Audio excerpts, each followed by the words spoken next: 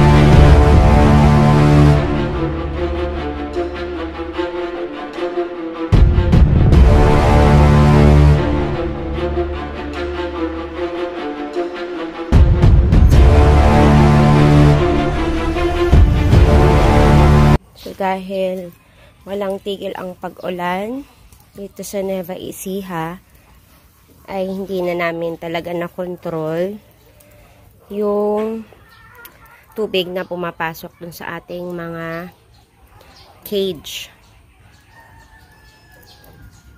So kanina lang mga ka-farmers ay pinasok na yung ating mga kulungan. Mga kulungan natin hanggang dito. Yan. So, kung nakikita niyo mga ka-farmers, basang-basa yung ating mga manok. At kanina ay lubog na talaga sila dyan.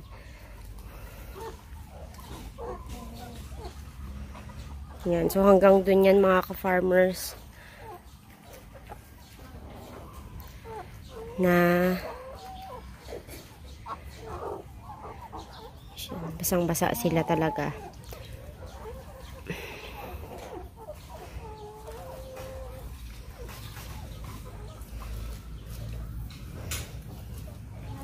Ano mo yung may gamot ha? Sayang.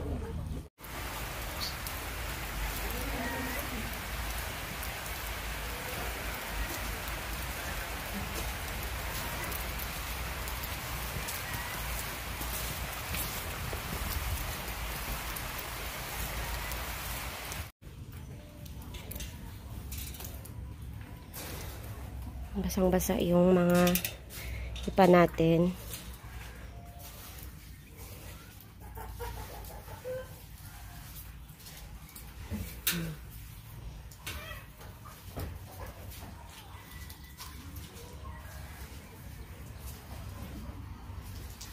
So, ang tubig mga ka-farmers ay hindi natin na-anticipate. So, dumaan yung tubig dun sa gilid ng ating mga cage, which is yung harang is yung hollow block. So, hindi natin na-anticipate na meron palang mga butas doon na pwedeng pagtagusan ng mga tubig galing dun sa ating kapitbahay. So, definitely, pinasok yung ating mga cage. At wala tayong ibang ginawa kung hindi nilipat natin yung ibang or yung mga manok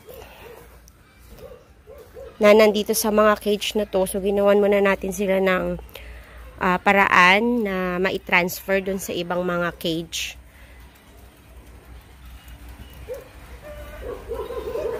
Yan. So, ang napasok na cage mga ka-farmers ay 1, 2, 3, 4 cages ang napasok. Nakikita niyo mga ka-farmers, hindi pa rin tumitila o humihinto yung ulan. So, hindi naman na natin yan hawak kung kailan siya hihinto or hindi. So, ang gagawin natin is maghanap na lang tayo ng precautionary measure para maiwasan natin yung itong mga ganitong kaganapan.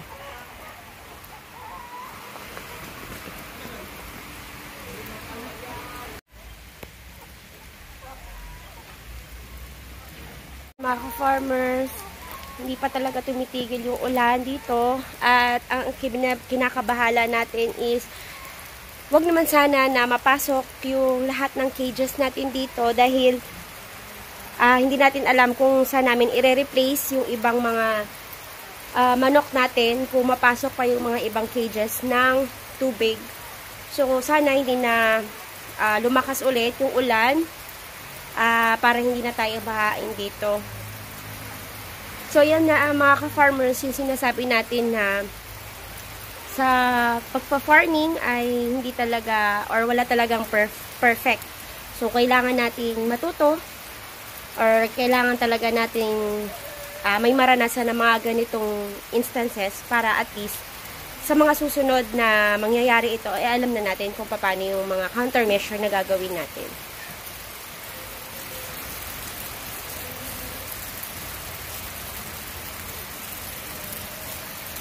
So, yan muna mga ka-farmers at sikasuhin pa namin yung aming mga manok dahil kawawa naman sila dahil nababasa na sila sa ulan. So, as much as possible, sinisave natin sila na hindi sila masyadong mabasa dahil syempre, pag nabasa sila or nababad sila sa ulan tapos malalamigan sila ay siguradong magkakasakit sila. So, gawan muna natin ng countermeasure or gawan muna natin ng pansamantalang lugar kung saan sila pwede hanggat hindi pa natin nagagawa ng solusyon itong pagbaha dito sa ating farm. So, stay safe mga ka-farmers dahil sa panahon ngayon ay alam naman natin na talagang